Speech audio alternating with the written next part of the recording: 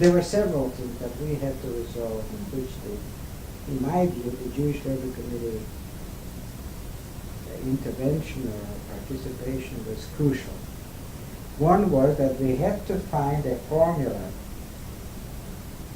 to overcome the traditional opposition to immigration per se on the part of the trade union movement. Yeah. And this is it's a long history. I deal with it in my it's a long history, and in a way, there were some pretty good reasons why the trade union movement fell that way. Because immigration in the past in Canada was used by heartless employers as a means of keeping down working conditions and wages, and in particular, with reference to the history of the Chinese indentured laborers who were brought in to build the transcontinental railway. So, of course, the politicians in the trade union movement, the trade union leadership, without not being pressured by anybody from the ethnic community, the immigrant community, they didn't think very much about the problem, and they just felt, well, this was used as a club against it, we will oppose it. And it was only, in a way, right after the end of the war, it was our involvement to try to find a formula which would at least neutralize the opposition of trade union movement. And we found a formula, and the formula was that we admitted that all these dreams of bringing in hundreds and tens of millions of people to Canada could turn into a nightmare. So we recognized that there is a limit to the number of people that Canada could absorb. But what we insisted, we said, okay, the capacity to absorb immigrants into Canada should be based on economic considerations, but not on the ethnicity or religion or the national background of the immigrants wishing to come to Canada. Because the immigration laws it wasn't a law.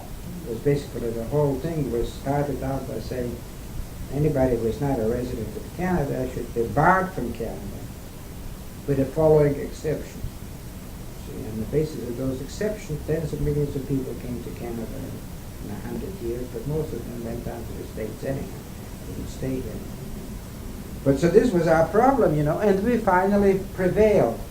We had no problem with the then Canadian Congress of Labour, but with the Trades and Labour Congress of Canada, by personal intervention, by the work which we have undertaken on the problems of race and relations, we persuaded the leadership to accept this formula. So this was one thing that helped us. The second was the experience with this Dion, this Liberal member of Parliament. See, what he did by bringing, 200 Polish girls, or 300, and putting them in that convent in eastern townships, and putting the restrictions on them. But of course, the people who were opposed to immigration anyhow, and this included the followers of the Communist Party in those days, because most of the people came were Polish girls. Why didn't they go back to Poland? They were brought in from they worked for the Germans, slave labor. They started this, and it was also the textile workers union. I think at that time that was under the leadership of Ken Rowley, and also very strong communist influence.